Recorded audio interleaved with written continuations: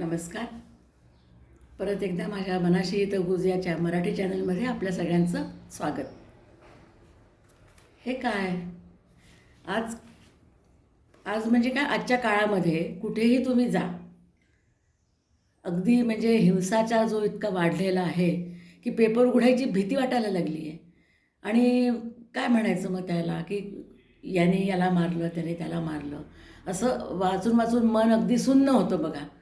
की समाजात म्हणजे काय, कशाच्या आधारे आपण आनंदाने जगायचं आणि कशी पिढी तयार करायची किंवा काय शिक्षण द्यायचं मुलांना, हा खरं मोठा विचाराचा प्रश्न आहे.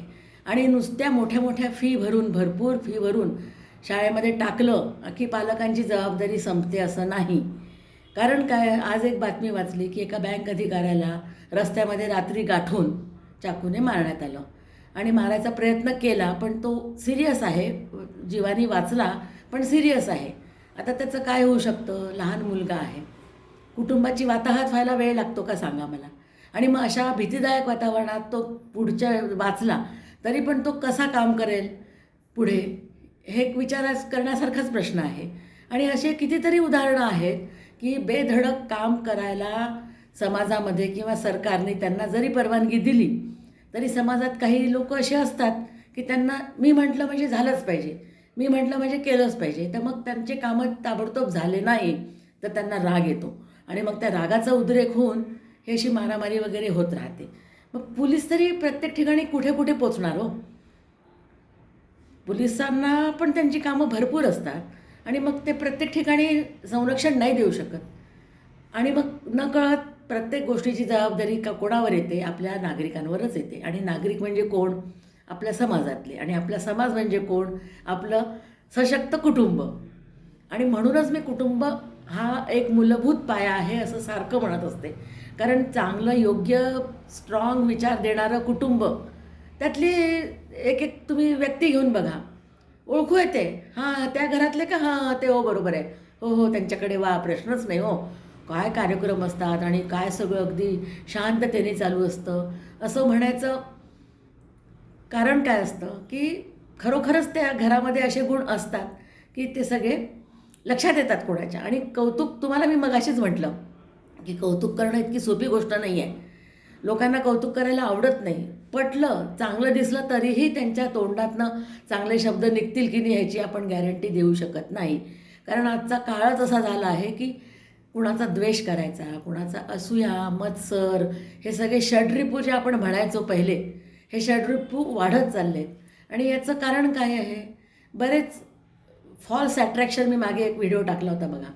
फॉल्स अट्रॅक्शन म्हणजे काय, मोठमोठ्या बाईक घ्यायच्या आणि त्याच्यावरती मस्त चांगले हिरोसारखे कपडे घालायचे आणि बाईकवर जायचं.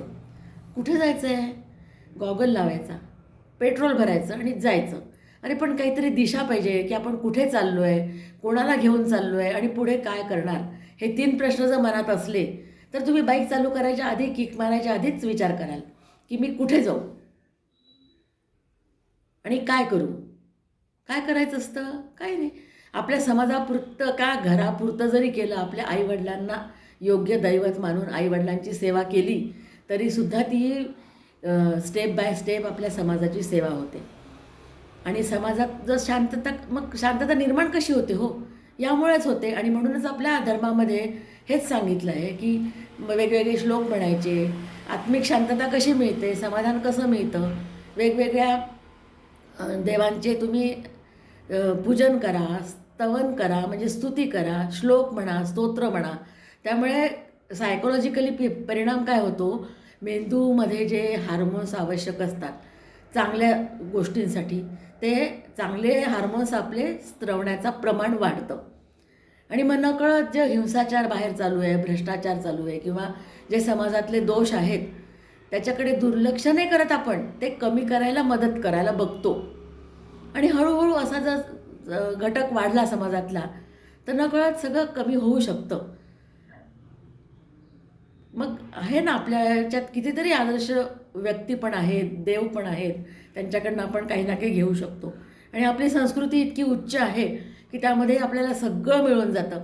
4 वेदांमध्ये किती सार दिलेलं आहे आणि त्या 4 वेदांचे सार म्हणजेच गीता घेतली आहे. 4 वेद तुम्हाला वाचायला वेळ मिळत नाही. द्विवेदी, त्रिवेदी, चतुर्वेदी आपण असं म्हणतो. पण त्यामध्ये काय होतं, इतकं तुम्हाला आज वाचायला वेळ मिळत नाही आणि आजकाल समजत पण नाही कोणाला इतकं संस्कृत. मग आजकाल गीतेचे क्लासेस निघाले, गीता वाचतात. गीताचा एक जरी श्लोक तुम्ही वाचला, एक श्लोक सोडा किंवा 2 ओळी जरी वाचा आणि मग त्याच्यावरती तुम्ही दिवसभर विचार करायला प्रवृत्त होता. इतका तो म्हणजे गीता हा जो ग्रंथ आहे हा इतका चांगला आहे, सोपा. बरं तुम्हाला नाही गीता वाचायची, गीता कठीण वाटते, ज्ञानेश्वरी वाचा, तुकारामाचे अभंग वाचा, गाथा वाचा, समर्थ रामदासांचे मनाचे श्लोक वाचा. रामदासांचे मनाचे श्लोक तर तुम्ही म्हणजे तुम्हाला मी मागेच बोलली आहे की एखादा सायकियाट्रिस्ट काय वर्णन करेल मनाचे, असे वर्णन मनाचे रामदास स्वामींनी केलेले आहे. आणि खरोखर मन हा असा अवयव तर नाही त्याला म्हणू शकत, वस्तू काय तुम्ही त्याला म्हणू शकता, इंग्लिशमध्ये काय म्हणाल त्याला, माइंड हे जे आहे हे कुठेही दिसत नाही. पण ते माइंड इतकं ब्रेनवर ॲफेक्ट करतं की तुमचे समोरचा व्यक्ती कसा आहे किंवा काय आहे हे तुम्ही ओळखायची ताकद जर ठेवली नाही आणि कुणाच्या बोलण्यात जर तुम्ही आले तर तुमचं ब्रेन अगदी व्हॅनिश करायलासुद्धा लोक टपलेले असतात आणि मग आपली अधोगती व्हायला वेळ लागत नाही. त्यामुळे तुम्हाला मी सांगते की आपलं मन स्ट्रॉंग करायला आणि काय करावं लागतं हेच आहे सगळं, दुसरं मी काहीही तुम्हाला सांगत नाही. आणि मन एकदा स्ट्रॉंग झालं तर मग आपण कशालाही घाबरत नाही आणि स्पष्टपणे आपण बोलू शकतो. आणि मागे सत्यता, नम्रता हे सगळे गुण मी तुम्हाला सांगितलेच आहे. आणि सत्यता, नम्रता, आपण नम्र असलो तर आपण नम्रतेने सांगतो आणि ते सत्य असलं तर मग आपण घाबरत पण नाही. आपण अगदी क्विक डिसिजन घेऊ शकतो किंवा आपलं एक्सप्लेनेशन व्यवस्थित देऊ शकतो. आणि कोणी कुठलीही वेळ येऊ द्या, मी खरा आहे ना, मी बोलणार आणि मला ते पटतं आहे आणि जे मला पटतं ते मी बोलणार. असं करत करत तुम्ही समाजामध्ये जर वावरायला लागले तर आपोआपच स्ट्रॉंग मनाचा नागरिक तयार होतो.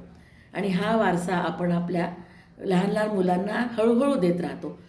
आता लहान मुलांच्या शाळेमध्ये भाषण असतात, स्टेज डेअरिंग त्यांना कसं येतं, मॅडम सांगते बेटा उठ, जो आपको कुछ बोलना है 4 सेंटेंस बोल दो, इसके बारे में उसके बारे में, ऐसा बोलते हैं. बच्चों को भी अच्छा लगता है, चलो बोलेंगे. मग असं करत करत हळूहळू हा गुण वाढत जातो. आणि असे जर गुण वाढले समाजामध्ये तरच व्यक्तीची पर्सनॅलिटी वाढू शकते. आणि मग ते जे मी तुम्हाला म्हटलं मागे की हिऱ्यासारखे पैलू, हिरा नुसता एक खडा असतो, दगड असतो, तो तुम्हाला साधा ओळखू पण येत नाही. पण जो खरा जव्हेरी असतो त्याच्यातले गुण ओळखून त्याला पैलू पाडून त्याला निखारतो, म्हणजे त्याचं सौंदर्य वाढवतो. तसंच आपल्याला आपल्या घरातलं प्रत्येक व्यक्तीचं व्यक्तिमत्व कसं वाढवता येईल पैलू पाडून, म्हणजेच कसं त्यांची पर्सनॅलिटी डेव्हलपमेंटचे क्लास, संस्कार वर्ग वगैरे लावून, क्लासेस लावून काहीही होत नाही. आपण घरात कसं वागतो, म्हणजे घरातली मोठी व्यक्ती कशी वागते तेच बघून छोटी छोटी व्यक्ती वागत असते. घरामध्ये नीटनेटकेपणा, शिस्तबद्धता, वेळेचं नियोजन हे सगळं असलं तर आपोआपच मुलंसुद्धा ते फॉलो करतात. त्यांना वेगळे क्लासेस लावून तुम्ही अरे जा रे तिथे जाऊन एक 10 मिनटं मॅनेजमेंट शिकून ये असं होत नाही. मॅनेजमेंट हे घरातच असतं आणि तो मॅनेजर म्हणजे कोण असतो, आपला कुटुंब प्रमुख. म्हणूनच मी म्हणते की कुटुंब ही पायाभूत संस्थाच म्हणायला पाहिजे एक, आणि मग ती मोठी संस्था कशी करायची हे सगळं आपल्या हातात असतं. कसं वाटलं तुम्हाला माझं बोलणं आजचं? थोडंसं विसंगत वाटलं असेल किंवा विषयाला सोडून वाटलं असेल, पण आज खरोखर म्हणजे तुम्ही कधीही कुठलाही पेपर घ्या, पेपर म्हणजे वर्तमानपत्र घेतला तर त्यामध्ये तुम्हाला हिंसाचाराच्या बातम्या जास्त मिळतील. मग काय आपण पेपर वाचायचं सोडून द्यायचं का? नाही, त्याची दखल घ्यायला शिकलं पाहिजे. एवढं बोलून मी माझं बोलणं थांबवते. नमस्कार. परत माझं जर बोलणं तुम्हाला थोडंफार पटलं असेल तर लाईक करायला विसरू नका, सबस्क्राईब करायला विसरू नका. धन्यवाद.